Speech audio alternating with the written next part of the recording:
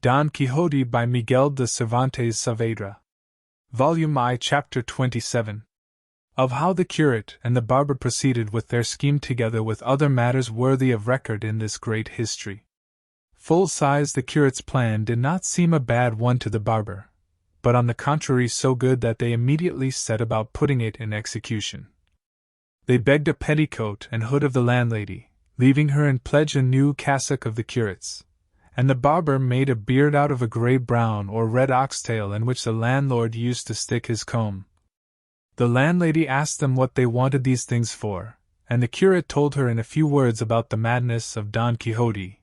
and how this disguise was intended to get him away from the mountain where he then was. The landlord and landlady immediately came to the conclusion that the madman was their guest, the balsam man and master of the blanketed squire, and they told the curate all that had passed between him and them, not omitting what Sancho had been so silent about. Finally the landlady dressed up the curate in a style that left nothing to be desired. She put on him a cloth petticoat with black velvet stripes a palm broad, all slashed, and a bodice of green velvet set off by a binding of white satin, which as well as the petticoat must have been made in the time of King Wamba. The curate would not let them hood him, but put on his head a little quilted linen cap which he used for a nightcap, and bound his forehead with a strip of black silk, while with another he made a mask with which he concealed his beard and face very well.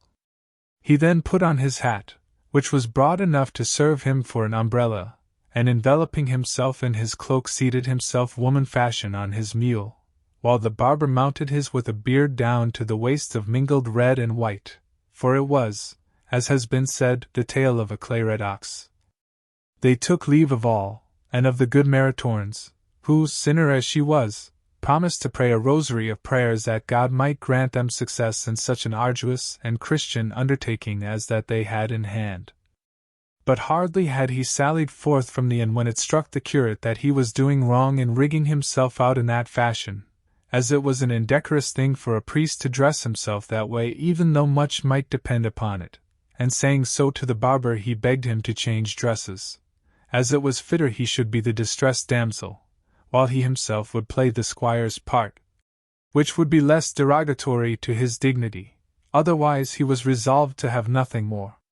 to do with the matter, and let the devil take Don Quixote. Just at this moment Sancho came up, and on seeing the pair in such a costume he was unable to restrain his laughter. The barber, however, agreed to do as the curate wished, and altering their plan, the curate went on to instruct him how to play his part, and what to say to Don Quixote to induce and compel him to come with them and give up his fancy for the place he had chosen for his idle penance. The barber told him he could manage it properly without any instruction, and as he did not care to dress himself up until they were near where Don Quixote was, he folded up the garments, and the curate adjusted his beard, and they set out under the guidance of Sancho Panza, who went along telling them of the encounter with the man and they met in the Sierra, saying nothing, however, about the finding of the valise and its contents, for with all his simplicity the lad was a trifle covetous. The next day they reached the place where Sancho had laid the broom branches as marks to direct him to where he had left his master, and recognizing it he told them that here was the entrance, and that they would do well to dress themselves, if that was required to deliver his master. For they had already told him that going in this guise and dressing in this way were of the highest importance in order to rescue his master from the pernicious life he had adopted, and they charged him strictly not to tell his master who they were, or that he knew them, and should he ask, as ask he would, if he had given the letter to Dulcinea, to say that he had, and that, as she did not know how to read, she had given an answer by word of mouth, saying that she commanded him, on pain of her displeasure, to come and see her at once, and it was a very important matter for himself, because in this way and with what they meant to say to him they felt sure of bringing him back to a better mode of life, and inducing him to take immediate steps to become an emperor or monarch, for there was no fear of his becoming an archbishop. All this Sancho listened to and fixed it well in his memory, and thanked them heartily for intending to recommend his master to be an emperor instead of an archbishop, for he felt sure that in the way of bestowing rewards on their squires emperors could do more than archbishops errant. He said, too, that it would be as well for him to go on before them to find him, and give him his lady's answer, for that perhaps might be enough to bring him away from the place without putting them to all this trouble. They approved of what Sancho proposed, and resolved to wait for him until he brought back word of having found his master. Sancho pushed on into the glens of the Sierra, leading them in one through which there flowed a little gentle rivulet, and where the rocks and trees afforded a cool and grateful shade. It was an August day with all the heat of one, and the heat in those parts is intense, and the hour was 3 in the afternoon, all which made the spot the more inviting and tempted them to wait there for Sancho's return, which they did. They were reposing, then, in the shade, when a voice unaccompanied by the notes of any instrument, but sweet and pleasing in its tone, reached their ears, at which they were not a little astonished, as the place did not seem to them likely quarters for one who sang so well, for though it is often said that shepherds of rare voice are to be found in the woods and fields, this is rather a flight of the poet's fancy than the truth. And still more surprised were they when they perceived that what they heard sung were the verses not of rustic shepherds, but of the polished wits of the city, and so it proved, for the verses they heard were these: What makes my quest of happiness seem vain? Disdain. What bids me to abandon hope of ease? Jealousies. What holds my heart in anguish of suspense? Absence. If that be so, then for my grief where shall I turn to seek relief, when hope on every side lies slain by absence, jealousies, disdain? What the prime cause of all my woe doth prove? Love. What at my glory ever looks askance? Chance. Whence is permission to afflict me given? Heaven. If that be so, I but await the stroke of a resistless fate, since, working for my woe, these three, love, chance and heaven, in league I see. What must I do to find a remedy? Die. What is the lure for love when coy and strange? Change. What, if all fail, will cure the heart of sadness? Madness. If that be so, it is but folly to seek a cure for melancholy. Ask where it lies. The answer saith in change, in madness, or in death. The hour, the summer season, the solitary place, the voice and skill of the singer, all contributed to the wonder and delight of the two listeners, who remained still waiting to hear something more. Finding, however, that the silence continued some little time, they resolved to go in search of the musician who sang with so fine a voice. But just as they were about to do so, they were checked by the same voice, which once more fell upon their ears, singing this sonnet when heavenward, holy Friendship, thou didst go soaring to seek thy home beyond the sky, and take thy seat among the saints on high. It was thy will to leave on earth below thy semblance, and upon it to bestow thy veil, wherewith at times hypocrisy, parading in thy shape, deceives the eye, and makes its foulness bright as virtue show. Friendship, return to us, or force the cheat that wears it now, thy livery to restore, by aid whereof sincerity is slain. If thou wilt not unmask thy counterfeit, this earth will be the prey of strife once more, as when primeval discord held its reign. The song ended with a deep sigh, and again the listeners remained waiting attentively for the singer to resume. But perceiving that the music had now turned to sobs and heart-rending moans, they determined to find out who the unhappy being could be whose voice was as rare as his sighs were piteous. And they had not proceeded far when on turning the corner of a rock they discovered a man of the same aspect and appearance as Sancho had described to them when he told them the story of Cardenio. He, showing no astonishment when he saw them, stood still with his head bent down upon his breast like one in deep thought, without raising his eyes to look at them after the first glance when they suddenly came upon him.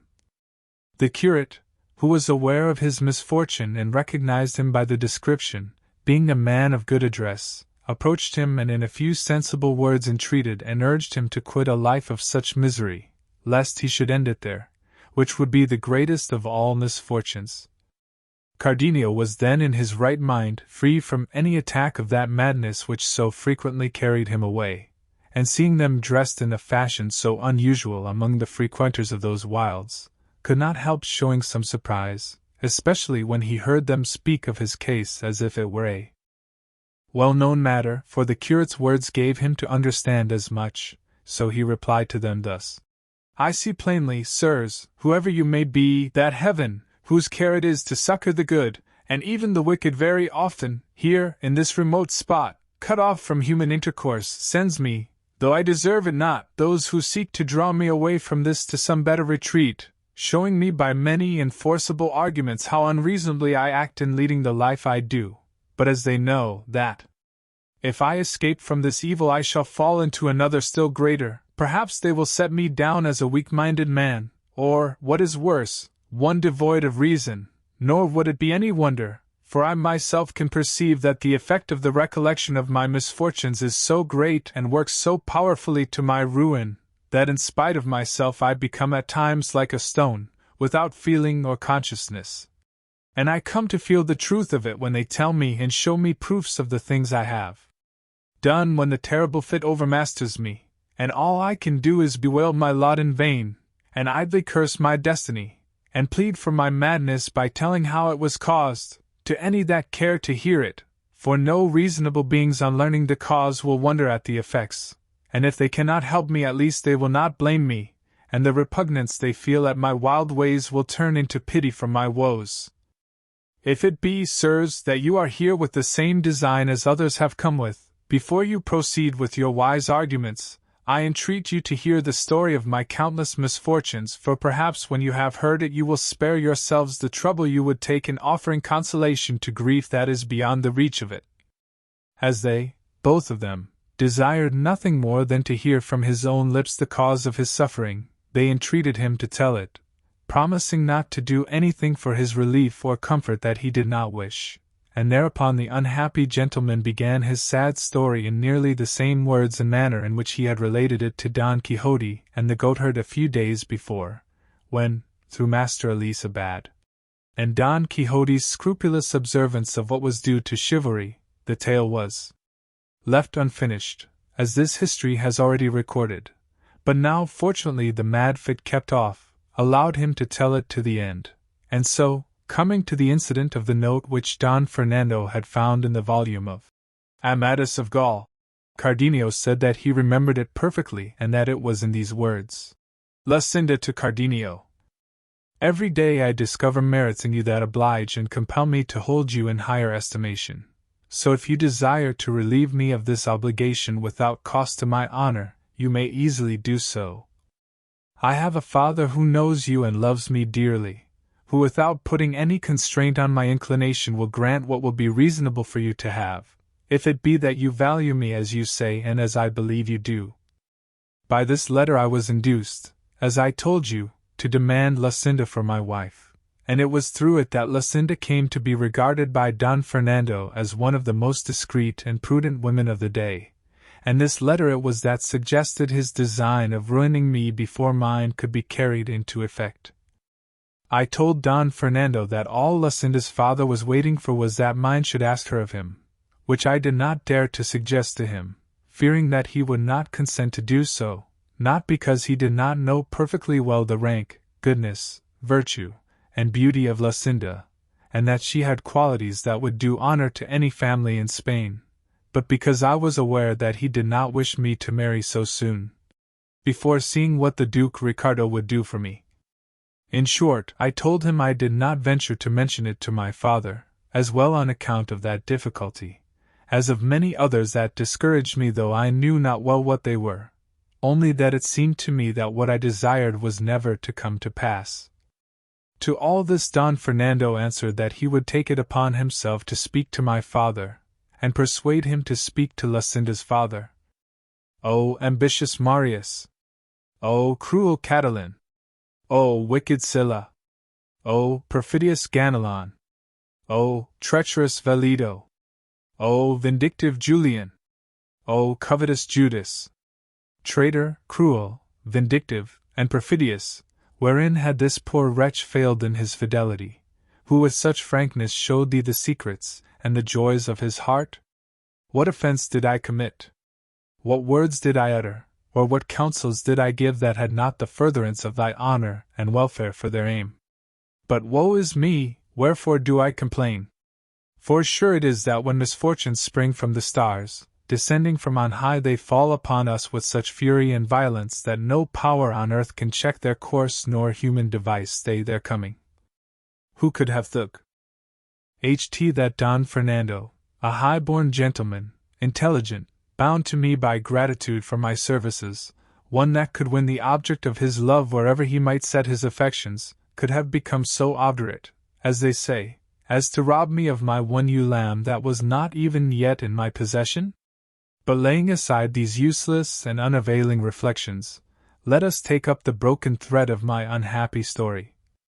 To proceed, then, Don Fernando, finding my presence an obstacle to the execution of his treacherous and wicked design, resolved to send me to his elder brother under the pretext of asking money from him to pay for 6 horses which, purposely, and with the sole object of sending me away that he might the better carry out his infernal scheme, he had purchased the very day he offered to speak to my father,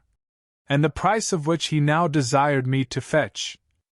Could I have anticipated this treachery? Could I by any chance have suspected it? Nay, so far from that, I offered with the greatest pleasure to go at once, in my satisfaction at the good bargain that had been made. That night I spoke with Lucinda, and told her what had been agreed upon with Don Fernando, and how I had strong hopes of our fair and reasonable wishes being realized. She, as unsuspicious as I was of the treachery of Don Fernando, bade me try to return speedily, as she believed the fulfillment of our desires would be delayed only so long as my father put off speaking to hers. I know not why it was that on saying this to me her eyes filled with tears, and there came a lump in her throat that prevented her from uttering a word of many more that it seemed to me she was striving to say to me. I was astonished at this unusual turn, which I never before observed in her, for we always conversed, whenever good fortune and my ingenuity gave us the chance, with the greatest gaiety and cheerfulness, mingling tears, sighs, jealousies, doubts, or fears with our words. It was all on my part a eulogy of my good fortune that heaven should have given her to me for my mistress. I glorified her beauty. I extolled her worth and her understanding, and she paid me back by praising in me what in her love for me she thought worthy of praise, and besides we had 100,000 trifles and doings of our neighbors and acquaintances to talk about, and the utmost extent of my boldness was to take, almost by force, one of her fair white hands and carry it to my lips, as well as the closeness of the low grating that separated us allowed me. But the night before the unhappy day of my departure she wept, she moaned, she sighed, and she withdrew, leaving me filled with perplexity and amazement, overwhelmed at the sight of such strange and affecting signs of grief and sorrow in Lucinda. But not to dash my hopes, I ascribed it all to the depth of her love for me and the pain that separation gives those who love tenderly. At last I took my departure, sad and dejected, my heart filled with fancies and suspicions, but not knowing well what it was I suspected or fancied, plain omens pointing to the sad event and misfortune that was awaiting me. I reached the place whither I had been sent, gave the letter to Don Fernando's brother, and was kindly received but not promptly dismissed, for he desired me to wait, very much against my will, 8 days in some place where the Duke his father was not likely to see me, as his brother wrote that the money was to be sent without his knowledge, all of which was a scheme of the treacherous Don Fernando. For his brother had no want of money to enable him to dispatch me at once. The command was one that exposed me to the temptation of disobeying it, as it seemed to me impossible to endure life for so many days separated from Lucinda, especially after leaving her in the sorrowful mood I have described to you. Nevertheless, as a dutiful servant I obeyed, though I felt it would be at the cost of my well-being. But 4 days later there came a man in quest of me with a letter which he gave me, and which by the address I perceived to be from Lucinda, as the writing was hers. I opened it with fear and trepidation, persuaded that it must be something serious that had impelled her to write to me when at a distance, as she seldom did so when I was near. Before reading it I asked the man who it was that had given it to him, and how long he had been upon the road. He told me that as he happened to be passing through one of the streets of the city at the hour of noon, a very beautiful lady called to him from a window, and with tears in her eyes said to him hurriedly, "Brother, if you are, as you seem to be, a Christian, for the love of God I entreat you to have this letter dispatched without a moment's delay to the place and person named in the address, all which is well known, and by this you will render a great service to our Lord, and that you may be at no inconvenience in doing so. Take what is in this handkerchief." And said he, with this she threw me a handkerchief out of the window in which were tied up 100 reals and this gold ring which I bring here together with the letter I have given you. And then without waiting for any answer she left the window, though not before she saw me take the letter and the handkerchief, and I had by signs let her know that I would do as she bade me, and so, seeing myself so well paid for the trouble I would have in bringing it to you, and knowing by the address that it was to you it was sent, for, Señor, I know you very well, and also unable to resist that beautiful lady's tears, I resolved to trust no one else, but to come myself and give it to you. And in 16 hours from the time when it was given me I have made the journey, which, as you know, is 18 leagues.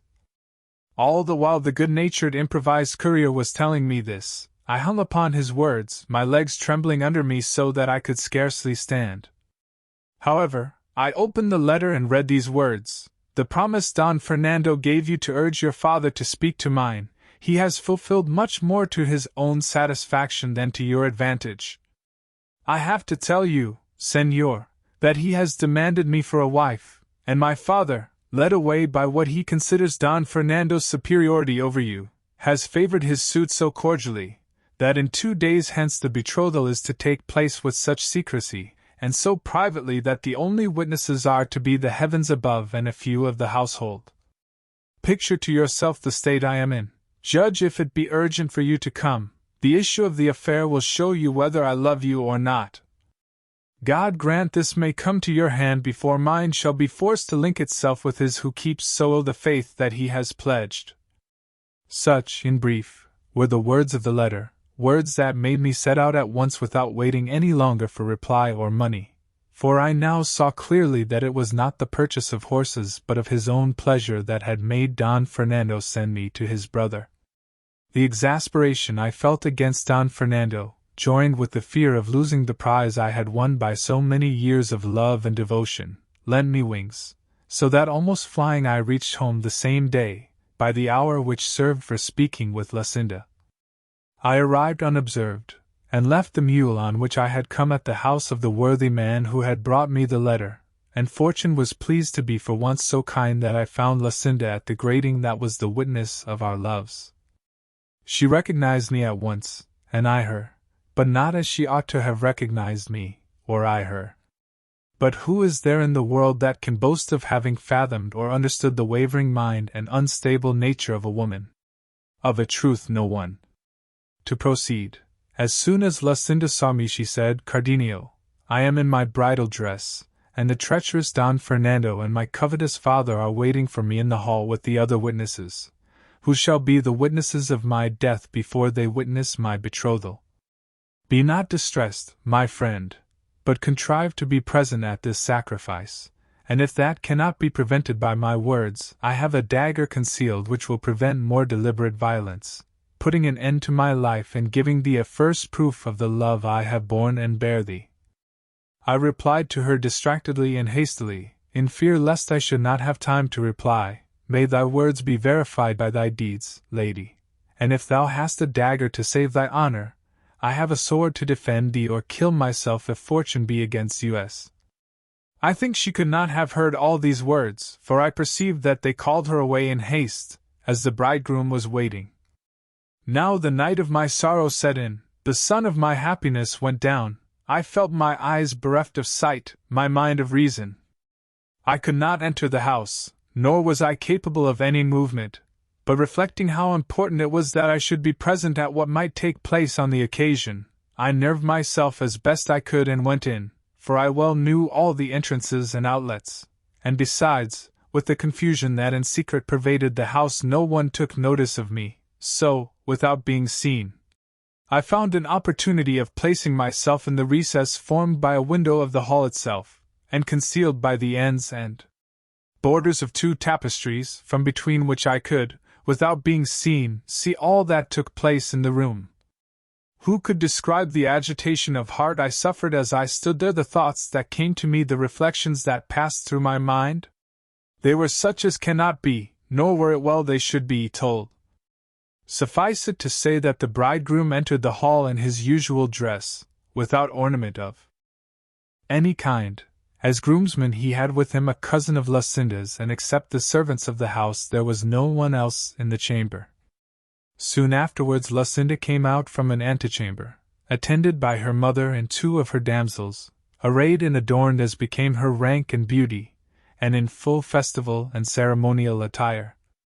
My anxiety and distraction did not allow me to observe or notice particularly what she wore. I could only perceive the colors, which were crimson and white, and the glitter of the gems and jewels on her head dress and apparel, surpassed by the rare beauty of her lovely auburn hair that, vying with the precious stones and the light of the 4 torches that stood in the hall, shone with a brighter gleam than all. O memory, mortal foe of my peace! Why bring before me now the incomparable beauty of that adored enemy of mine? Were it not better, cruel memory, to remind me and recall what she then did, that stirred by a wrong so glaring I may seek, if not vengeance now, at least to rid myself of life? Be not weary, sirs, of listening to these digressions. My sorrow is not one of those that can or should be told tersely and briefly, for to me each incident seems to call for many words.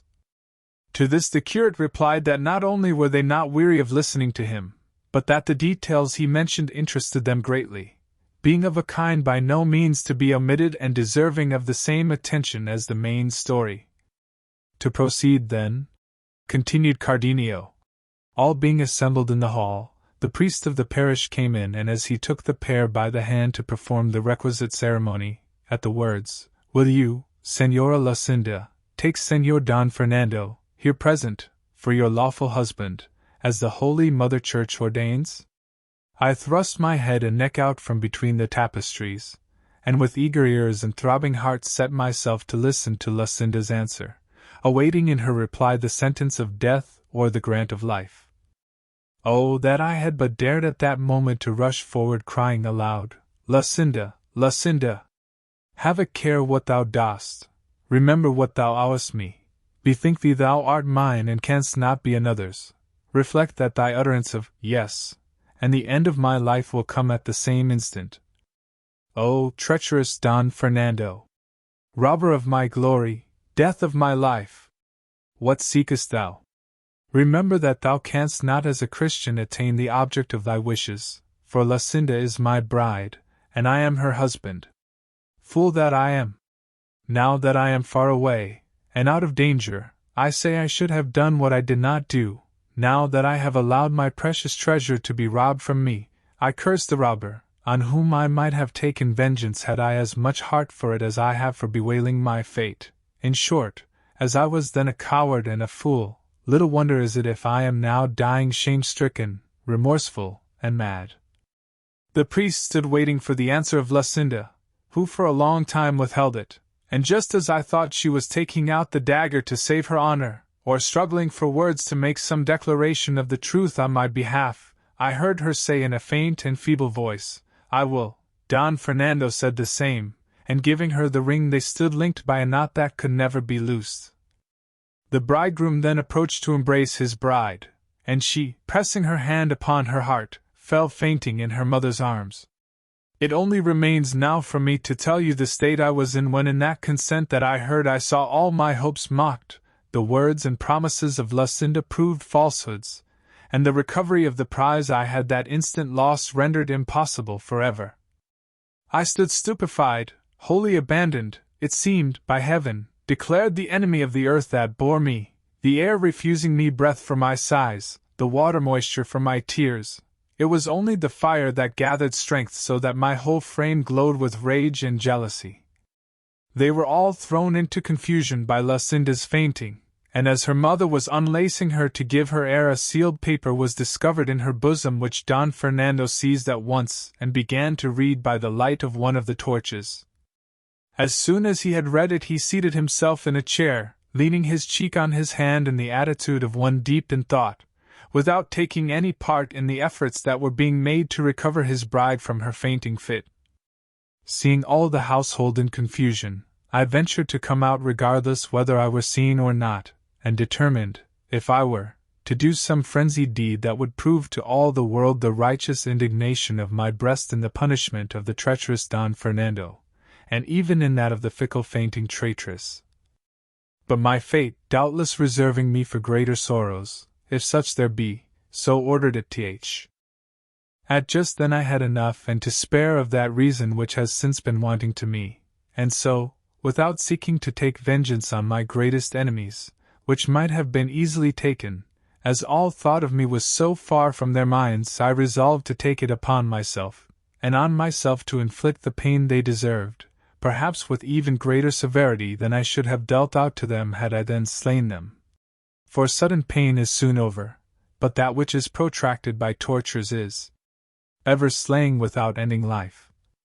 In a word, I quitted the house and reached that of the man with whom I had left my mule. I made him saddle it for me, mounted without bidding him farewell, and rode out of the city, like another lot, not daring to turn my head to look back upon it, and when I found myself alone in the open country, screened by the darkness of the night, and tempted by the stillness to give vent to my grief without apprehension or fear of being heard or seen, then I broke silence, and lifted up my voice in maledictions upon Lucinda and Don Fernando, as if I could thus avenge the wrong they had done me. I called her cruel, ungrateful, false, thankless, but above all covetous, since the wealth of my enemy had blinded the eyes of her affection, and turned it from me to transfer it to one to whom fortune had been more generous and liberal. And yet, in the midst of this outburst of execration and upbraiding, I found excuses for her, saying it was no wonder that a young girl in the seclusion of her parents' house, trained and schooled to obey them always, should have been ready to yield to their wishes when they offered her for a husband a gentleman of such distinction, wealth, and noble birth, that if she had refused to accept him she would have been thought out of her senses,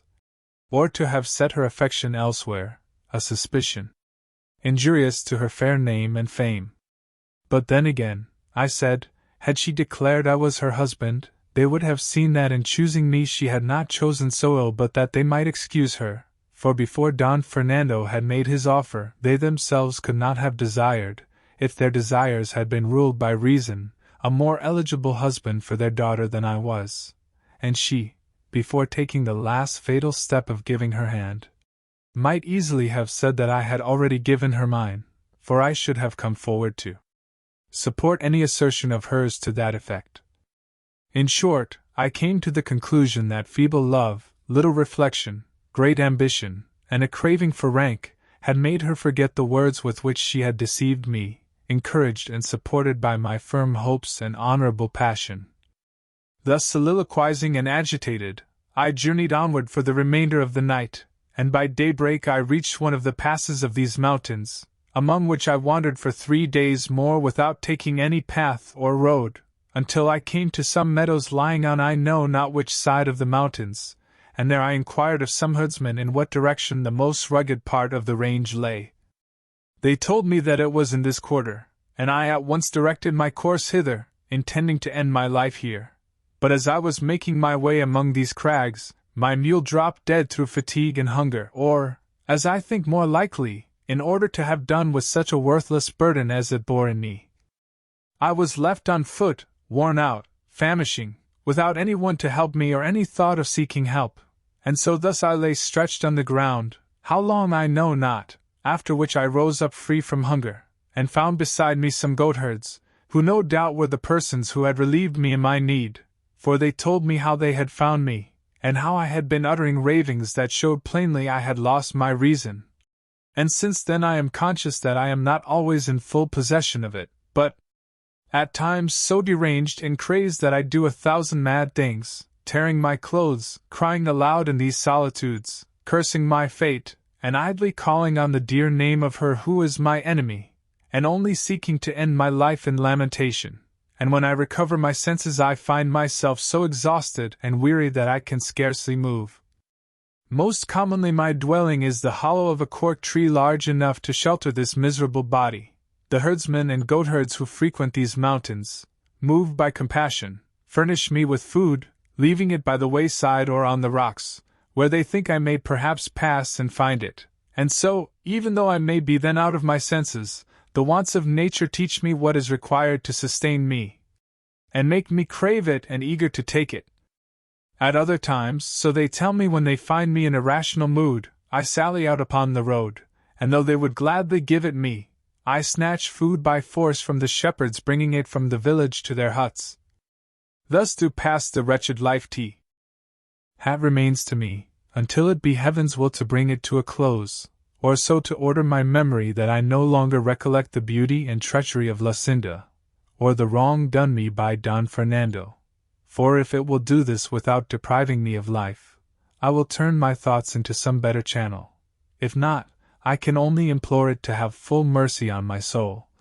For in myself I feel no power or strength to release my body from this strait in which I have of my own accord chosen to place it.